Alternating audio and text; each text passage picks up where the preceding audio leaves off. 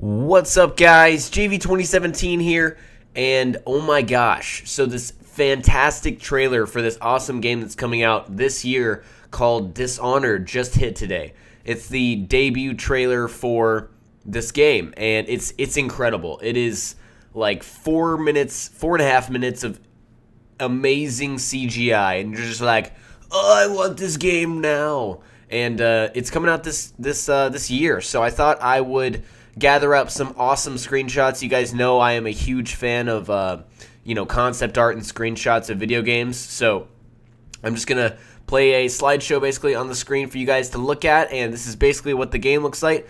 And I'm also going to share some information about the game for you guys, so if you hear some mouse clicking, that's what I'm doing, and don't be I guess intimidated by my mouse clicking. But anyways, so Dishonored is a first-person neo-Victorian stealth action video game. So neo-Victorian, obviously, it's kind of like in the Victorian times, but they have electricity. I don't know if they had it back then. They probably did. I don't know why I pointed that out. But it's on a much more advanced scale. There's a lot of futuristic kind of things going on with the game.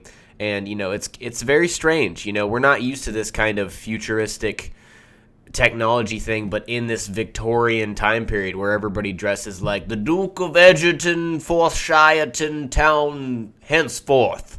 It's just kind of strange. So the game was developed, or is being developed, by Arcane Studios. I have no idea what they've done, and it's being published by Bethesda. So obviously Bethesda is so large, they now publish games. So they're basically doing the thing that the work that Activision does for Modern Warfare, basically.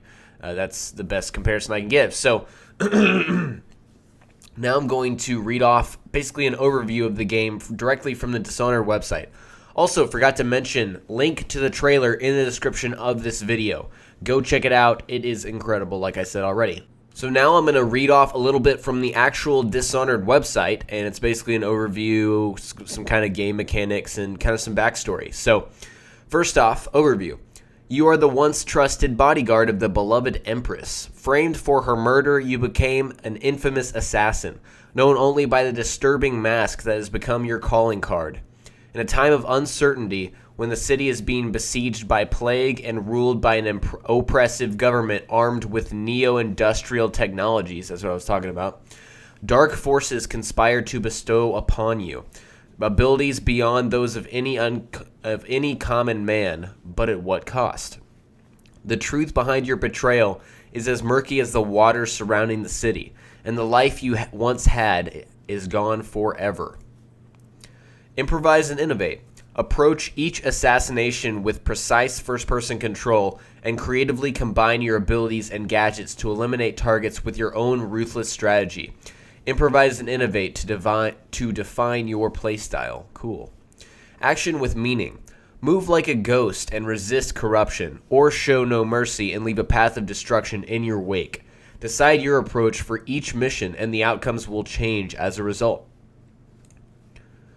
A city unlike any other. Enter an original world envisioned by Half-Life 2 art director Viktor Antonov. Sorry, that sounded kind of Spanish, but Russian at the same time. Viktor Antonov. In a place where industry and mysticism collide, the world is yours to discover. That's what I was saying. It's very interesting that this kind of, hokey kind of mystical stuff is, kind of intertwined with this industrial technology future stuff. It's very interesting. Anyways, supernatural abilities. Teleport for stealth approaches. Possess any living creature, or stop time itself to orchestrate unearthly executions. Combine your suite of supernatural abilities and weapons. Combining your suite of supernatural abilities and weapons opens up even more ways to overcome obstacles and eliminate targets. So, that was their little kind of spiel on the game, and gotta say, I am super impressed. This game looks really awesome. It's stealth, but you can also be a badass. As with most stealth games these days, they give you kind of a cop-out. They give you, a way to do whatever you want and play the game how you want, which is cool. It's like more power to the player. And now I'm going to make a comparison, which, some of you are like, don't make these comparisons. But honestly, for some of you, it's a really good reference. And I think this game looks a lot like BioShock Infinite. Obviously, it's not the same kind of environment. You know, there's different lore. You know, the whole story obviously is nothing like BioShock, but I don't know. It looks very BioShock-esque. Like even the art style and the character animations, even and you know, the way the characters are formed, like your hands, you know, all of that looks very BioShocky, and that's good. That is not you know, I'm not saying that's a bad thing or they're copying. I couldn't care less as long as as long as it's an awesome game. I am cool, and I'm going to buy this game basically.